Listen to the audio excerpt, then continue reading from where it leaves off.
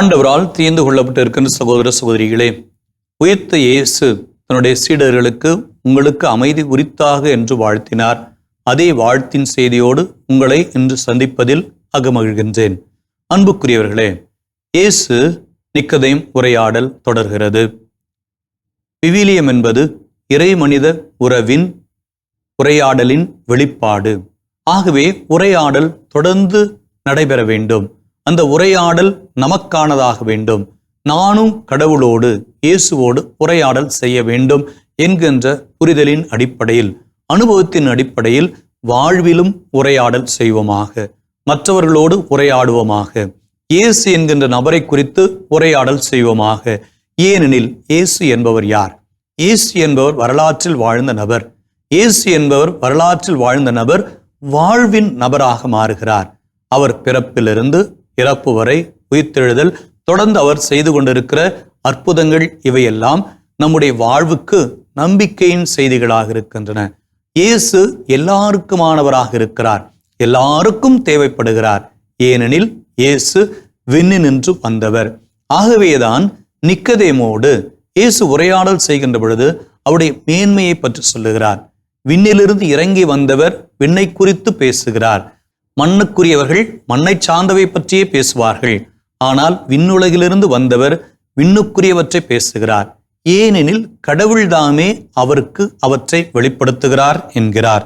இவ்வாறு இயேசுவின் சான்று, இயேசுவின் வெளிப்படுத்துதல் இன்று நமக்கு எத்தகைய செய்திகளை தருகிறது, எத்தகைய வாழ்வுக்குரிய செய்திகளை நாம் முன்னெடுத்து செல்ல வேண்டும் என்று விரும்புகிறது என்பதையும் நாம் புரிந்து கொண்டாக வேண்டும்.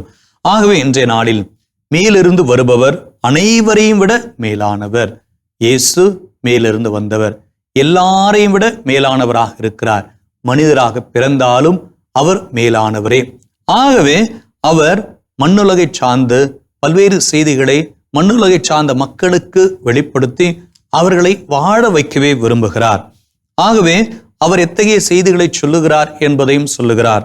அதாவது தாம் கண்டதையும் கேட்டதையும் பற்றியே அவர் சான்று பகர்கிறார். தாம் கண்டது என்ன, கேட்டது என்ன? தந்தையாய கடவுளின் திருமுகமாக இந்த மண்ணுலகில் பிறந்தவர் தந்தையாய கடவுளின் செய்திகளையே சொல்லுகிறார். அதை அனைவரும் புரிந்து கொள்ள வேண்டும் என்று விரும்புகிறார்.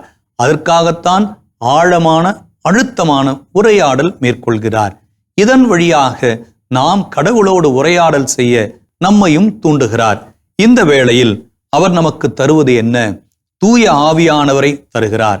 ஏனெனில் தந்தையாகிய கடவுள் தூய ஆவியானவரை இயேசுவுக்கு நிறைவாக தந்தருளி இருக்கிறார். ஆகவேதான் அந்த இயேசு நமக்கும் தூய ஆவியானவரை நிறைவாக தருகிறார். கடவுள் அவருக்கு தம் ஆவிக்குரிய கொடைகளை அளவின்றி கொடுக்கிறார்.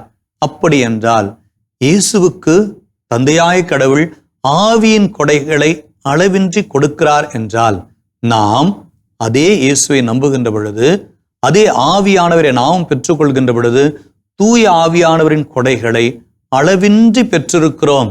ஆண்டவர் தாம் விரும்புகின்றவர்களுக்கு ஆவியின் கொடைகளை நிறைவாக தருகிறார், பொது நன்மைக்காக தருகிறார் என்பதையும் நாம் புரிந்து கொண்டாக வேண்டும். இதைத்தான் புனித பவுல் கொரிந்தியர் திருமுகத்தில் 12ஆம் அதிகாரத்தில் அதை மீண்டுமாக நினைவுபடுத்துவார்.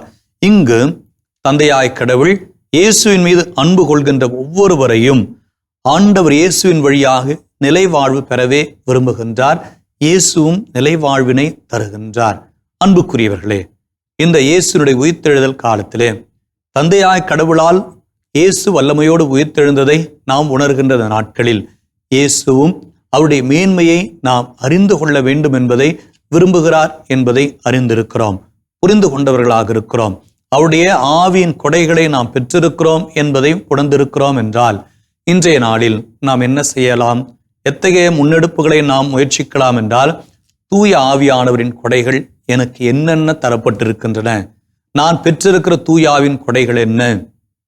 எளிதாக அன்பு என்கின்ற கொடையை மட்டுமே நாம் நினைவுபடுத்திக் கொள்ளாமல் ஏனைய கொடைகளை புரிந்து கொள்ள முயற்சிப்போம்.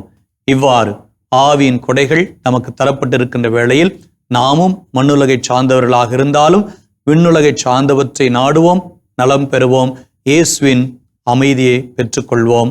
ஆமேன்.